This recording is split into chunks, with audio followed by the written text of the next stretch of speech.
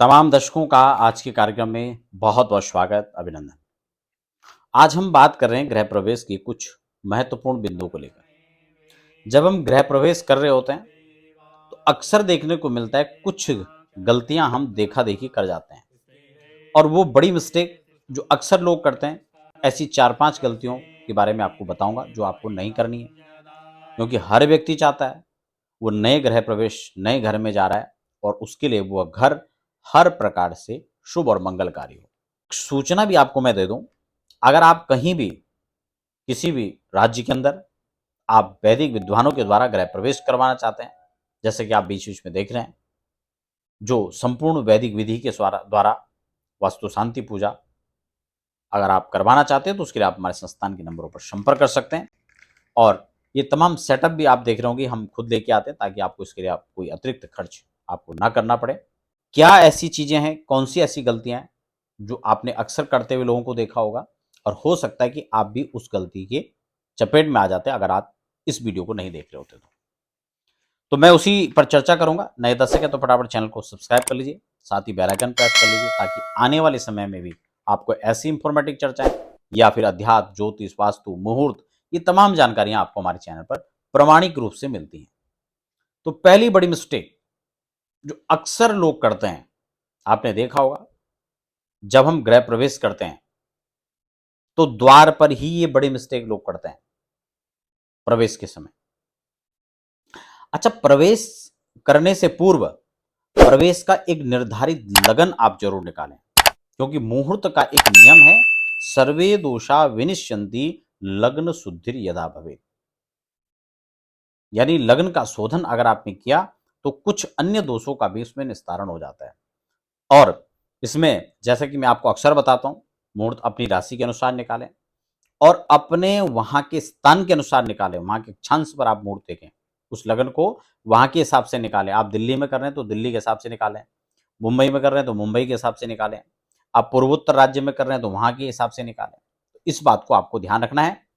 गोचर में राशि अनुकूल होनी चाहिए, चंद्रमा राशि के अनुकूल होना चाहिए, विशेषकर चौथे, 8वें और 12वें स्थान में तो बिल्कुल नहीं होना चाहिए। जो आपको खर्च, अतिरिक्त व्यय, रोग, परेशानियां इसका कारण बन सकता है। इसलिए नए घर में अक्सर कई बार क्या होता है कि लोग चले तो जाते हैं, लेकिन वहां शुभ की जगह उनको अशुभ संकेत नजर आने लगते हैं। कई प्रकार की परेशानी, व्यवधान, संकट उनके ऊपर मंडराने लगता है।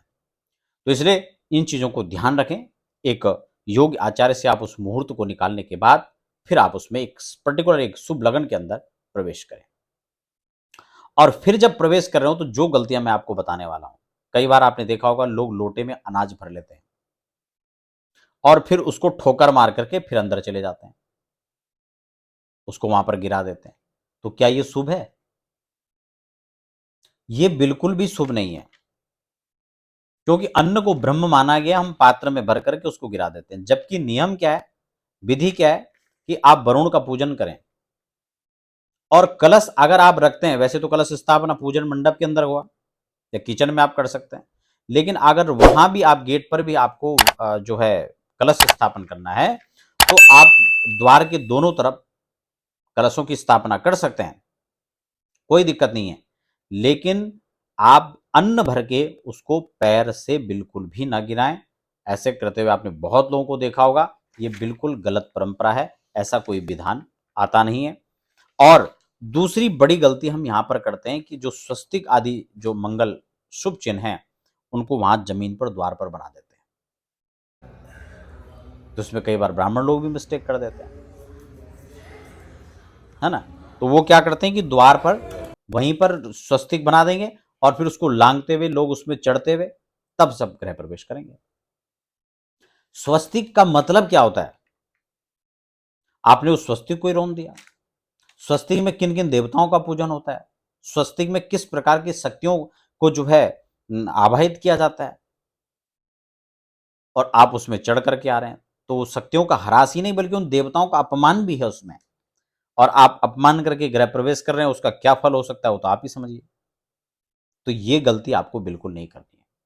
दूसरा, हम लोग क्या करते हैं कि कई बार हमें लगता है कि हमारा पेंट खराब हो जाएगा, हमारे जो यंत्र वहां पर लटका रखे हैं या कोई चीज हमने इस तरह प्रकार की बना रखी है जो फैंसी आइटम होता है, हम चाहते हैं कि उस पर हमारा स्वस्तिक हम रोली से न बनाएं या हल्दी से न बनाएं, बल्कि हम आर्टिफिशियल स्वस्तिक को, हमें लगता है बहुत अच्छा नजर आ रहा है और वहां पर आर्टिफिशियल जो स्वस्तिक है उसको लगा देते हैं।